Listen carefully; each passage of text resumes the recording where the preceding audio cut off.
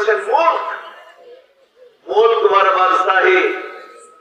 ওই সূরা মুলকে লেখা আছে মুলক মানে হলো বাদশাহী, সূরাটার নামই হলো বাদশাহ। তাহলে ওই বাদশাহ তিনি একটা কথা বলছেন ওই সূরার মধ্যে, একটা বাক্য বলছেন। বাক্যটা হচ্ছে এই, ইয়াউমা ইউকশাফু আন সাকিউ ওয়া ইযআউনা ইলা সুজুদি ফালা ইস্তাতিউন। যেদিন আপনাকে ডাক দেওয়া হবে, ইয়াউমা ইউকশাফু আন সাকিউ ওয়া ইযআউনা, ডাক দেওয়া হবে কি এসব না একটু আমাকে একটু নামাজ পড়িয়ে দেখাও। তুমি বলছো আমি আমার 50 বছর জীবনে বেঁচেছি, আল্লাহ পুরো জীবনটাই নামাজ পড়ে এসেছি। তো তুমি যখন আমাকে নামাজ সালাত আদায় করেছো বলছো, তাহলে আসো আসো একবার নামাজ পড়ে দেখাও। আপনার এই যে হাঁটুতে একটা বল আছে না, এই হাঁটুর বলটাকে খুলে নেওয়া হবে, যেটা হাঁটুতে বল আছে।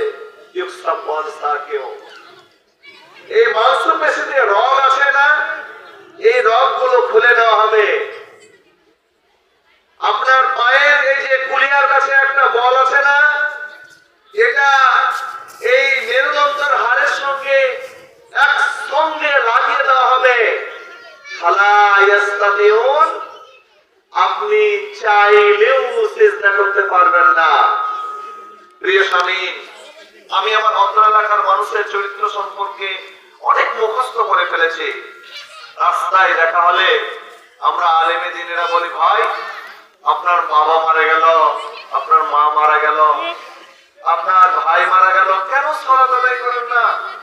কি দোষ, কি কারণ বলেন, চলেন সালাত আদায় করি।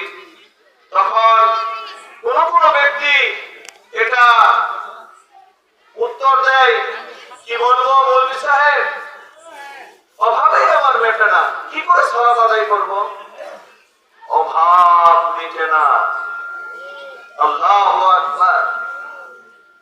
নারীদেরকে যদি বলছি, আজকে সকালবেলা বললাম যে বেটি বল, বলে আমার বাড়ির মানুষেরা কেউ কোরআন তেলাওয়াত করতে জানে না।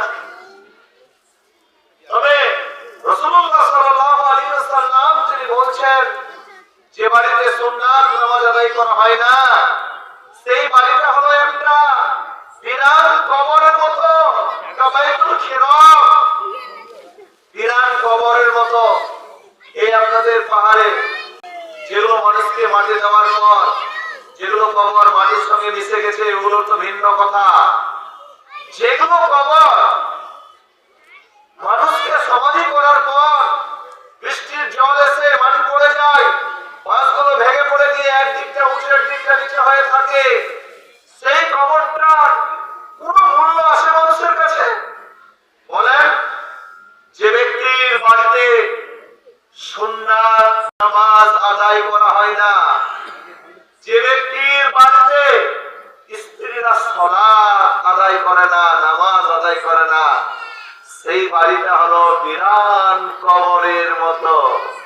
ভাইরা আমার, বিরান কবরে শুয়ে থাকছেন আপনি, ভাইরা আমার, বিরান কবরে শুয়ে থাকছেন আপনি।